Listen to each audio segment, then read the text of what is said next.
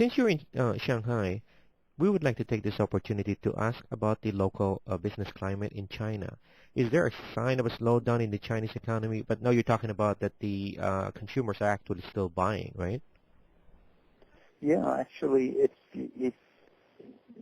I was in Korea last week, and the streets were pretty packed, and people were buying. And I'm in Shanghai this week, and there's the same thing. It's not the bustling that was there a year ago, but the economy is growing. The Bank of China and the commercial banks themselves are forecasting a reduction in the growth rate. The last year they grew just slightly below 12. They're anticipating this year to be somewhere around 10, and the next year or two to be, some of them are forecasting 9, and others are forecasting 8 or 7.5 or something like that. But still, while 7.5 and 8 is still significantly below what it was 2 years ago, the growth rate of 7-8% is not bad at all. So therefore, I think that this economy at least seems to be growing and seems to be doing quite well.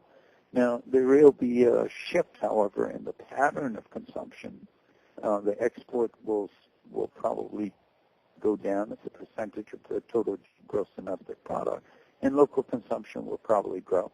And we already see in China an emphasis on building infrastructure, and not so much in the coastal region, which is highly developed, like Beijing and Shanghai and Guangzhou, but going more into the western provinces, away from the coastal region. You're probably going to see a significant amount of investments in infrastructure, roads, railways, hospitals, schools, etc.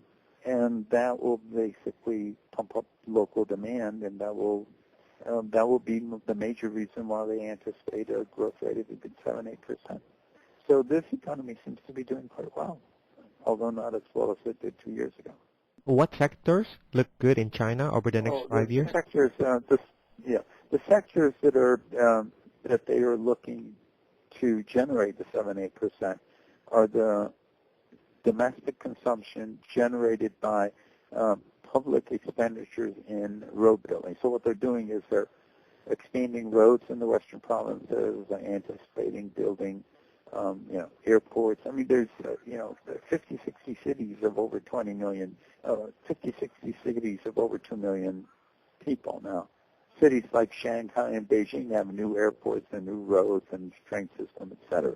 But once you go inside, there's no new airports. There may not be even an airport at all. The road construction needs to be built. Railroad needs to be built. All of those are going to require people to basically build infrastructure in the regions that, I wouldn't say desperately needs it, but certainly needs it badly. And that way, and remember, China has an enormous amount of reserves that they can spend. So if they spend their reserves in building infrastructure internally, that will generate domestic demand, and domestic demand will therefore, and sectors that basically are providing the goods and services that the domestic demand requires, housing in the interior, the white goods that go into the housing, even car manufacturing, and of course, consumer products like food and clothing, etc., are going to do quite well.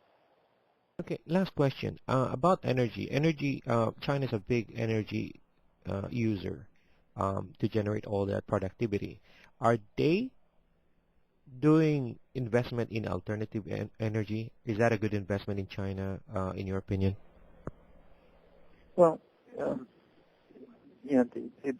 as economies grow at the beginning of the cycle of economic development, it becomes highly energy intensive. Already, while I'm here this week, China basically admitted that their carbon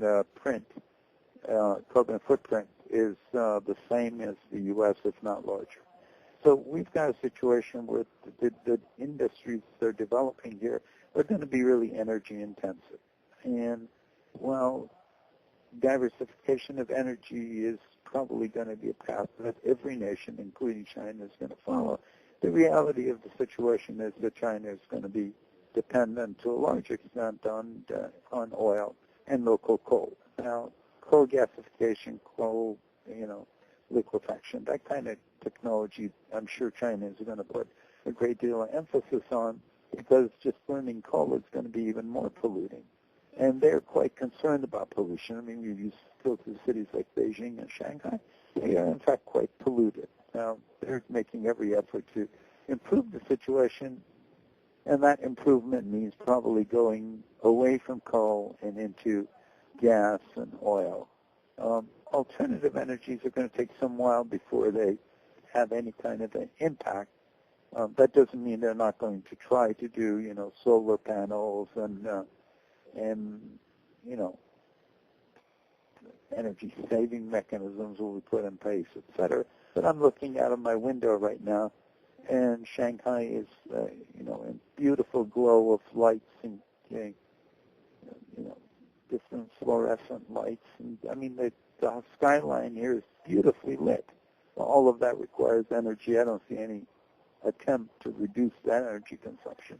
And if China is going to grow at 7, 8, 9%, it's probably a pretty good bet that the energy consumption is probably going to go up at least that, if not faster than 8, 10%. So Great. that's the likely energy situation. We have Dr. Fariborz Ghadar in Shanghai, China, and I'm John Hanna in New York City for CityTV.net.